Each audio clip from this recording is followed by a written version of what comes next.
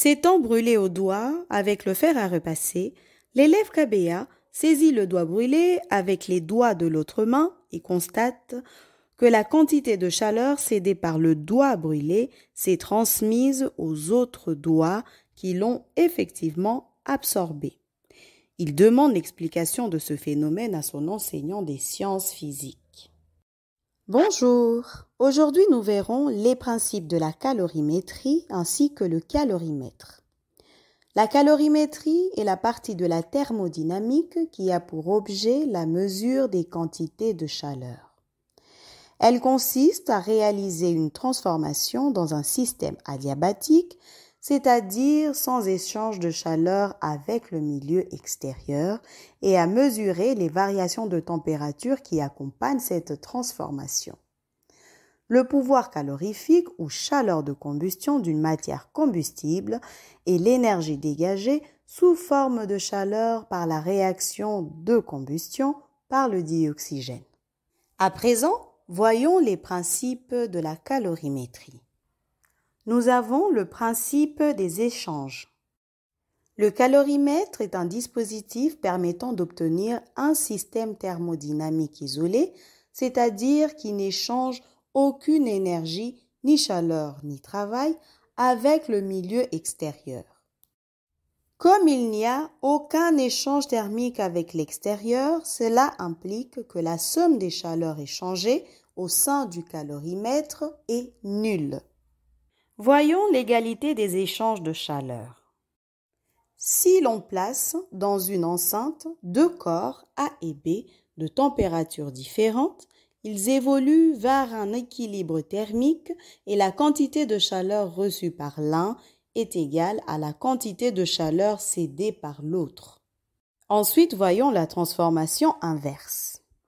La quantité de chaleur fournie à un système lors d'une transformation est égale à celle qu'il restitue lors de la transformation inverse. Le calorimètre.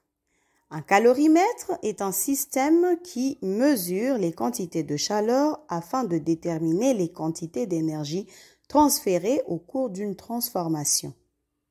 Prenons l'exemple du calorimètre de Berthelot.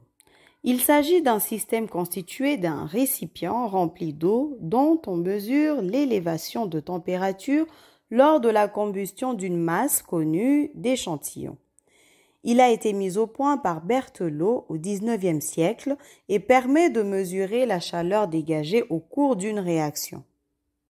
Il existe une relation entre la quantité de chaleur et les différentes grandeurs dont elle dépend, à savoir la masse de la substance, la capacité thermique de la substance et la variation de la température de la substance.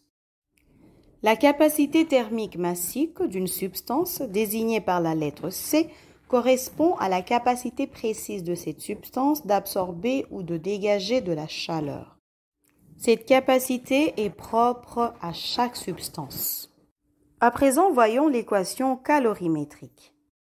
Pour calculer l'énergie transférée entre deux systèmes, on suppose que la chaleur donnée par un premier système est égale à la chaleur reçue par le deuxième système.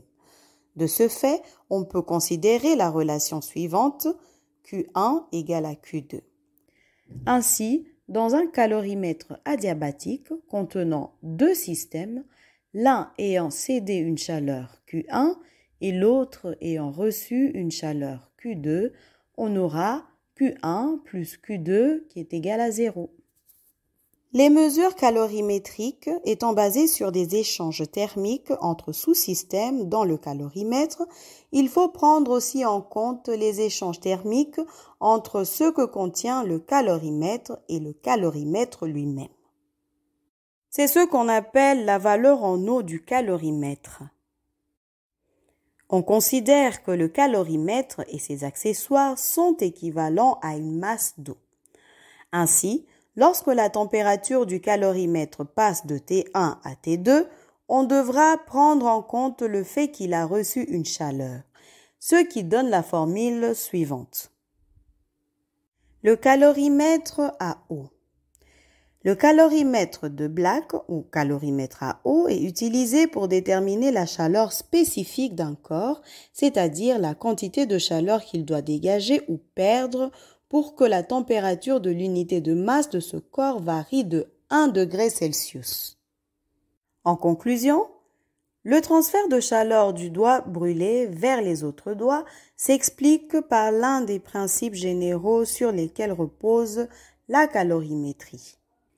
En effet, lorsqu'un corps reçoit une quantité de chaleur lors d'une certaine transformation, il cède la même quantité de chaleur au cours de la transformation inverse, comme nous venons de le voir. À présent, c'est à vous de répondre à ces questions. Première question, énoncez les deux principes généraux de la calorimétrie. Deuxième question, citez les parties essentielles et accessoires d'un calorimètre. Troisième question, prenez 150 ml d'eau en sachant qu'un millilitre d'eau a une masse de 1 g. Les portez de 30 degrés Celsius à 50 degrés Celsius.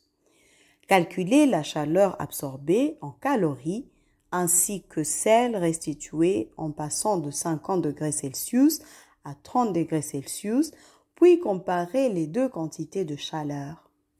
C'est tout pour aujourd'hui. Bon travail, à bientôt!